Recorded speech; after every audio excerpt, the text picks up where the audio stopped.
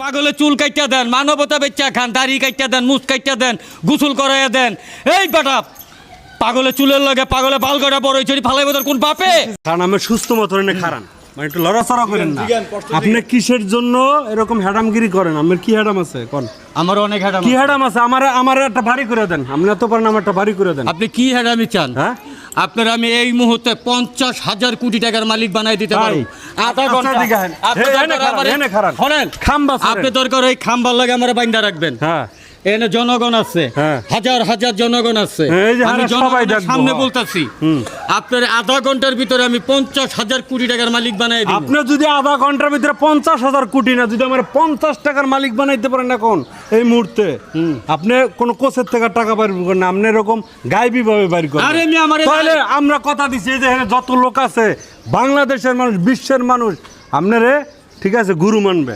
দেখেন 50 গুরু বানার দরকার নেই, আমি হ্যাডাম বাবা। হ্যাঁ আমি হ্যাডাম বাবা। আচ্ছা কোন বাইর করেন আপনি দেশে পুকুর আছে? হ্যাঁ আছে। হ্যাঁ আছে, পুকুর বিশাল বিশাল দিঘি আছে। ইসা মাছ খাইছেন ছোট ছোট? হ্যাঁ খাইছি।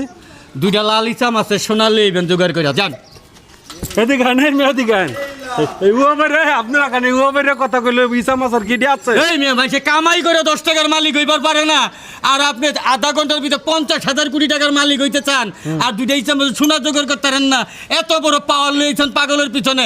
আপনাকে মানবতা পেঁচা খাওয়া ইউটিউব ভালো ক্যামেরার দিকে হাত দিয়ে না, ভালো যান ক্যামেরার দিকে হাত দিয়ে না। শোনেন পাগলের পিছ ছাড়েন। কি পাগলের পিছ ছাড়বো গা?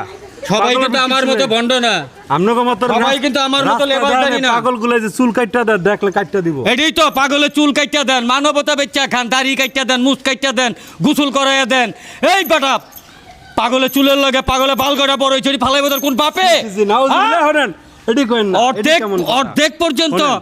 অর্ধেক পর্যন্ত পবিত্র করছেন আর অর্ধেক পর্যন্ত অপবিত্র রাখেন। কেমন মানবতা বেচা খান? পাগলের পিছ ছাড়েন।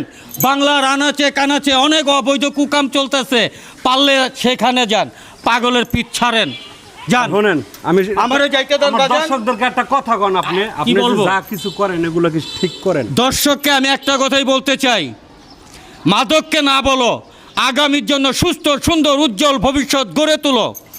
আজকের মাদক আগামীর জন্য আপনার সন্তানের জন্য ভয়ঙ্কর, কাজেই মাদককে না বলো। আমাদের মতো ভণ্ড প্রতারক লেবাসদারি পাগলদেরকে এই সমাজ থেকে উৎখাত করো, পাগলের সম্মানকে বজায় রাখো। এটাই আমার জনগণের কাছে প্রত্যাশা। আরেকটা প্রত্যাশা, আপনার চলার পথকে পরিষ্কার রাখুন, সুস্থ সুন্দর পরিবার গঠন করুন। দর্শক ওনার কথাটা কতটা সত্য কতটা মিথ্যা জানি না, বাকিটা আপনাদের মূল্যবান মতামত কমেন্ট বক্সে জানাবেন। আসলে এই লোকটার কথাগুলো কতটা সত্য কতটা মিথ্যা জানি না। সবাই ভালো থাকবেন, সুস্থ থাকবেন। আসসালামু আলাইকুম।